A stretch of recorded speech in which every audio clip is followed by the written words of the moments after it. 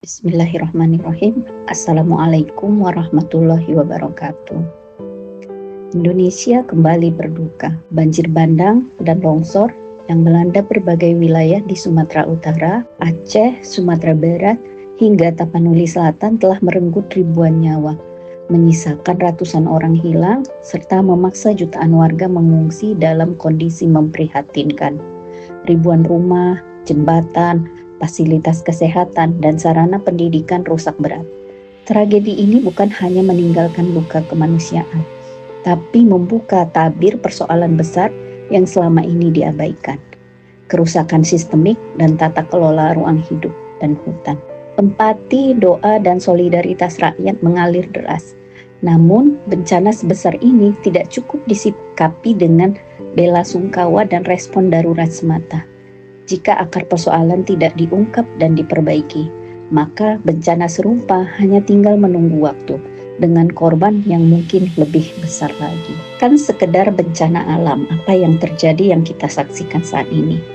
Banjir bandang dan longsor yang terjadi di Sumatera bukanlah peristiwa alami yang murni. Curah hujan tinggi memang menjadi pemicu, tetapi bukan penyebab utama. Fakta lapangan menunjukkan air bah membawa gelondongan kayu, lereng kehilangan daya ikat, sungai meluap tanpa kendali. Semua ini adalah gejala klasik dari deforestasi masif, alih fungsi lahan, dan rusaknya sistem ekologis yang berlangsung lama. Kerusakan hutan di kawasan strategis seperti ekosistem Leuser, ekosistem Batang Toru, hingga kawasan hutan Tapanuli Selatan membuktikan bahwa bencana hari ini adalah akumulasi kebijakan masa lalu. Dalam perspektif ilmiah kehutanan, longsor jarang terjadi secara alami di kawasan hutan yang sehat. Ia muncul ketika tutupan hutan hilang, sistem perakaran rusak, dan tanah kehilangan kemampuan menyerap air. Dengan kata lain, hujan hanyalah pemicu, penyebabnya adalah kesalahan tata kelola. Kasus Tapanuli Selatan menjadi contoh telanjang dari pola lama yang terus berulang. Penyegelan 11 entitas usaha oleh Kementerian Kehutanan patut ditindaklanjuti. Namun, sekaligus memunculkan pertanyaan yang mendasar, andai tidak ada longsor, apakah praktik perusakan ini akan terus dibiarkan? Fakta lapangan menunjukkan bahwa kerusakan hutan di Tapanuli Selatan bukanlah peristiwa yang tiba-tiba. Aktivitas pembukaan lahan, pertambangan, dan alih fungsi kawasan hutan telah berlangsung bertahun-tahun. Ironisnya, baru setelah terjadi longsor dan bencana ekologis, negara bergerak. Andai bencana tidak terjadi, besar kemungkinan praktek perusakan hutan ini akan terus terjaga dalam senyap. Kalau kita lihat, kerusakan hutan di Tapanuli Selatan bukanlah peristiwa mendadak. Ia berlangsung bertahun-tahun melalui pembukaan lahan, pertambangan, dan alih fungsi kawasan hutan. Longsor yang terjadi bukan sekedar peristiwa geologis, tapi alarm ekologis yang membangunkan publik dari kelalaian kolektif. Ini menunjukkan kegagalan sistem pengawasan dan kecenderungan negara bertindak reaktif, bukan preventif. Padahal, Tapanuli Selatan memiliki fungsi ekologis vital, pengatur tata air, penahan erosi, penyimpan karbon, dan penopang kehidupan ribuan warga. Ketika fungsi ini dirusak atas nama izin dan keuntungan jangka pendek, yang diwariskan bukan pembangunan, melainkan utang ekologis kepada generasi mendatang. Masifnya kerusakan hutan tidak bisa dilepaskan dari paradigma kapitalisme yang menempatkan alam sebagai komoditas. Dalam sistem ini, hutan diperlakukan sebagai aset ekonomi yang sah, dieksploitasi selama berizin dan menguntungkan. Izin konsesi mudah diberikan, pengawasan longgar, dan pertumbuhan ekonomi dijadikan legitimasi perusakan ekosistem.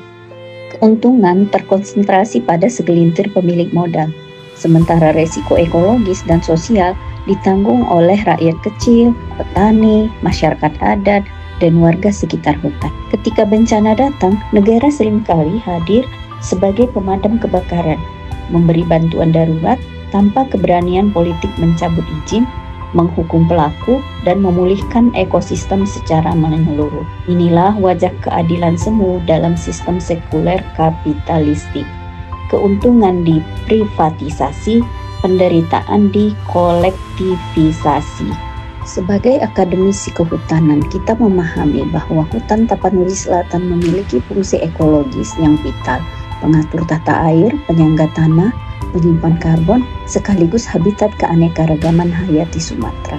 Ketika tutupan hutan rusak, maka longsor, banjir bandang, kekeringan, dan konflik sosial adalah konsekuensi ilmiah yang tak terelakkan, bukan sekedar musibah alam. Hutan tidak dirusak dalam semalam, ia hancur oleh pembiaran yang sistemik. Maka memperbaikinya pun membutuhkan keberanian politik dan perubahan paradigma, bukan sekedar segel dan konferensi pers. Lebih jauh, krisis hutan ini menunjukkan kegagalan pendekatan pengelolaan berbasis eksploitasi. Data Kehutanan Nasional berulang kali menegaskan bahwa kerusakan hutan berkorelasi kuat dengan sistem ekonomi yang menempatkan alam sebagai komoditas, bukan amanah. Islam menawarkan paradigma pengelolaan alam yang secara mendasar berbeda dari kapitalisme. Dalam Islam, alam tidak dipandang sebagai komoditas yang bebas dieksploitasi, melainkan sebagai amanah dari Allah Subhanahu wa Ta'ala. Manusia ditempatkan sebagai khalifah fil ard, mandataris di muka bumi, bukan pemilik absolut yang berhak merusak sesuka hati. Konsekuensinya, hutan, air, sungai, dan sumber daya vital lainnya termasuk dalam kategori milkiyah ammah atau kepemilikan umum. Sumber daya ini haram diprivatisasi untuk kepentingan segelintir pihak karena menyangkut hajat hidup orang banyak. Negara memiliki kewajiban syar'i untuk mengelola demi kemaslahatan rakyat, bukan menyerahkannya kepada mekanisme pasar atau kepentingan korporasi. Islam bahkan mengenal konsep hima, yaitu kawasan lindung yang ditetapkan negara dan dijaga secara ketat agar tidak dieksploitasi. Konsep ini menunjukkan bahwa perlindungan lingkungan bukan gagasan modern, melainkan bagian dari integral dalam sistem Islam sejak awal. Paradigma amanah ini diperkuat oleh prinsip-prinsip dasar Islam dalam menjaga kehidupan. Pertama, maslahah atau kebaikan umum. Setiap pemanfaatan sumber daya alam harus membawa manfaat bagi masyarakat luas, bukan keuntungan sempit yang menimbulkan kerusakan ekologis dan sosial. Kerusakan hutan, seperti yang terjadi di Tapanuli Selatan, jelas melanggar prinsip ini karena dampaknya justru menimpa rakyat kecil, banjir, longsor, kehilangan mata pencaharian, dan ancaman keselamatan jiwa. Kedua, mizan atau keseimbangan. Allah Subhanahu wa Ta'ala menciptakan alam dalam keadaan seimbang. Deforestasi dan eksploitasi berlebihan merupakan bentuk ifsad fil ard atau perusakan di muka bumi yang secara tegas dilarang. Ketika keseimbangan ini dirusak, bencana bukan lagi peristiwa kebetulan, melainkan konsekuensi logis dari pelanggaran hukum alam dan syariah. Ketiga, istidamah atau keberlanjutan. Islam menolak pemanfaatan sumber daya yang mengorbankan masa depan demi keuntungan sesaat. Perlindungan lingkungan menjadi bagian dari maqasid syariah, khususnya menjaga jiwa, hifz an-nafs, dan menjaga harta serta lingkungan, hifz al-mal. Allah Subhanahu wa Ta'ala berfirman, A'udzubillahi minasyaitonirrajim, Bismillahirrahmanirrahim. Dan janganlah kamu membuat kerusakan di muka bumi setelah Allah memperbaikinya. Terjemahan Quran Surat Al-A'raf ayat 56. Ayat ini bukan sekedar nasihat spiritual, melainkan peringatan keras terutama bagi pemegang kekuasaan dan pengambil kebijakan. Dalam sistem Islam, pemimpin adalah pelayan dan pelindung rakyat. Negara tidak menunggu alam berbicara melalui bencana, tetapi hadir sejak hulu untuk mencegah kerusakan. Pengelolaan lingkungan dilakukan secara menyeluruh, mulai dari pencegahan, mitigasi, kesiapsiagaan, hingga pemulihan pasca bencana. Pendanaan penanganan lingkungan dan bencana disediakan negara secara memadai dan tidak dibebankan kepada rakyat kecil. Sejarah Islam mencatat keteladanan para pemimpin yang memikul langsung beban rakyatnya, bukan bersembunyi di balik prosedur administratif atau alasan keterbatasan anggaran. Inilah standar kepemimpinan yang berkeadilan dan beramanah. Dalam konteks kerusakan hutan di Sumatera dan Tapanuli Selatan, penyegelan oleh KLHK harus dipahami sebagai langkah awal, bukan solusi. Tanpa tindakan lanjutan, penyegelan hanya menjadi penundaan kerusakan berikutnya. Karena itu, penyegelan tidak boleh menjadi akhir cerita. Negara harus melangkah lebih jauh. Dalam tata kelola kehutanan modern, penyegelan hanyalah langkah administratif awal. Langkah konkret yang wajib dilakukan negara dan aparat penegak hukum meliputi 1. Investigasi mendalam dan transparan untuk mengungkap seluruh pihak yang terlibat, termasuk dugaan keterlibatan oknum atau pejabat yang memfasilitasi izin bermasalah. Kedua, penghukuman maksimal baik pidana maupun perdata, termasuk denda besar dan kewajiban membiayai pemulihan ekosistem hingga tuntas. Ketiga, restorasi ekosistem Tapanuli Selatan melalui rencana jangka panjang berbasis data ilmiah, melibatkan masyarakat adat dan lokal, akademisi, serta organisasi lingkungan.